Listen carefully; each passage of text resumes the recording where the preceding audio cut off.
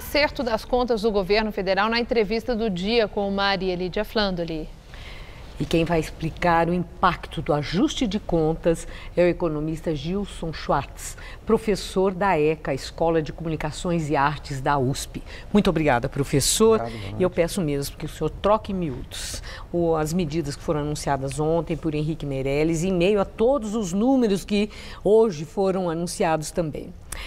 Que gasto público limita a expansão da economia não precisava Henrique Meirelles nos advertir e lembrar. O fato é que isso sugere que ele estava justificando aquele conjunto de medidas ontem anunciados, porque muito certamente ele tinha já os números que hoje foram anunciados. O que eu quero ouvir do professor inicialmente é se o caminho escolhido pela equipe econômica de Michel Temer é o caminho acertado para esse ajuste das contas públicas, dos gastos públicos. Eu acho que está evidente já nesse momento que o próprio ministro Henrique Meirelles ele tinha advertido, se não houvesse uma sinalização muito clara, política, de uma grande reforma do Estado, a reforma previdenciária, quer dizer, se não houvesse esse sinal, voltariam os impostos, a pílula seria mais amarga. Então, acho que isso marca realmente uma mudança de Estado de um primeiro momento em que se apostou em grandes reformas para o reconhecimento de que não é viável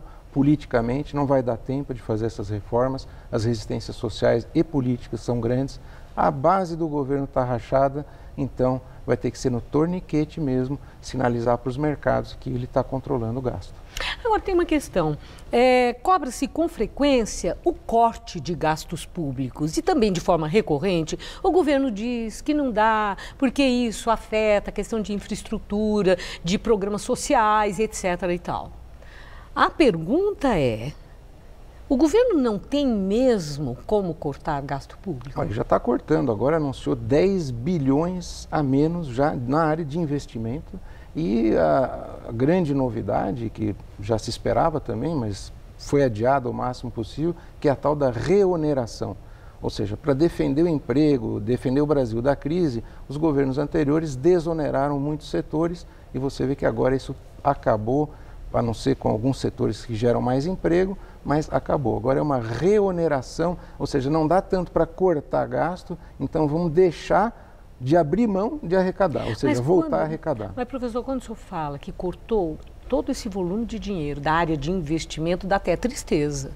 Porque, né, isso sugere uma paralisação, uma estagnação, quer dizer, o avanço, ativação da economia e a colocação de mão de obra que está aí disponível, desempregada. Quer dizer, nada disso vai acontecer com corte de investimento. Entra também, então, a indagação, é só por aí que se pode cortar? Porque quando se fala de gasto público, nós estamos falando também de folha, nós estamos também falando dos comissionados, nós estamos falando de um excesso de pessoal que existe.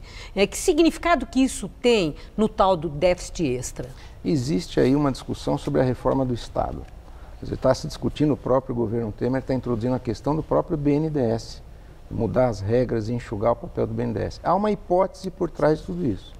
A hipótese de que o governo saindo de cena, o setor privado vai assumir esse investimento e, inclusive, o investidor estrangeiro, né, viria, então, para o Brasil em função dessa oportunidade, já que a população tem uma demanda. Se o governo não vai atender, a hipótese, mas veja bem, é uma hipótese de que esse investimento virá do setor privado. Mas isso aí é provável, considerando os números e os elementos que mostram que está difícil realmente, mais do que presumia o próprio governo, com parar de piorar como aconteceu recentemente? Parou de piorar e a grande chave da questão agora está com o Banco Central. O próprio, vamos dizer, o establishment econômico, a profissão dos economistas nas suas várias vertentes, chegou já no final do ano passado à conclusão, não dá para manter o juro tão alto. É impossível, o governo não consegue pagar as contas e é levado para o corner, é levado para uma situação de que ele não tem saída. Então, nesse momento, sobre o Banco Central que reside essa alavanca para poder transformar, deixar de piorar para realmente começar a melhorar. Agora, eu vi a reação de empresários e de analistas sobre as medidas ontem anunciadas, corte dos benefícios sobre a folha, etc. E muitos dos setores que perderam, vamos dizer, aqueles benefícios, dizem que isso vai fragilizar a estabilização, vai frear a reação da economia e, inclusive, aquela absorção da mão de obra, a criação de mais vagas. Por outro lado, a Fiesp fez elogios, né, ao conjunto de medidas ontem. Eu quero ouvir se os elogios da Fiesp, aquilo lá, foi clamor do famoso pato, porque não foi anunciado aumento de impostos, então a Fiesp fez esse afago aí para o governo, e se os tais empresários que estão realmente reagindo e ressentidos têm razão. Existe uma perspectiva de que com a redução dos juros, o crédito e o investimento retornem. Não o gasto público, investimento público ainda contido, mas no setor privado existe essa expectativa. Portanto, não aumentar os impostos, mas por outro lado, fazer a reoneração para vários setores industriais é problema e de fato é um freio e dificulta a retomada do emprego. Afinal, a desoneração foi feita para facilitar a contratação. Então, se vai ter reoneração, vai dificultar a contratação. Mas a medida ela não é cega, ela não é totalmente horizontal. A gente tem algumas verticais que foram preservadas. A construção é um exemplo, a área de comunicação é um exemplo.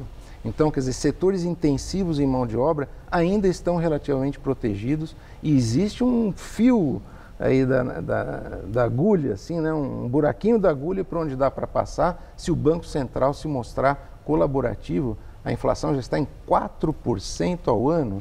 Quer dizer, em vez de falar em reduzir ainda mais a meta de inflação, vamos permitir um pouquinho de crescimento e um crescimento que será saudável, não para resolver as questões, porque a eleição daqui a pouco mais de um ano nós estamos com eleições presidenciais e a discussão da agenda volta, das grandes reformas volta. Mas se o Banco Central não colaborar nos próximos 2, 3 meses, aí realmente vai ficar uma tragédia. Encerrando rapidamente, a ameaça de aumento de imposto paira ainda no ar ou, como ontem nada foi anunciado, podemos dormir sossegados? Eu acho que ainda está no ar. Se o Banco Central não mostrar essa flexibilidade e transferir um pouco da sua responsabilidade para ajudar o crescimento e não apenas controlar a inflação, de fato, a recessão pode se aprofundar. Quer dizer, depende do Banco Central. Se ele não fizer isso, o aumento de impostos vai ser a única saída. Então não dá para dormir sossegado. Não dá para dormir sossegado ainda Okay. não. Depende do senhor Ilan Goldfein no Banco Central. Muito obrigada por seus esclarecimentos, Obrigado, professor. Uma boa noite. Madrid.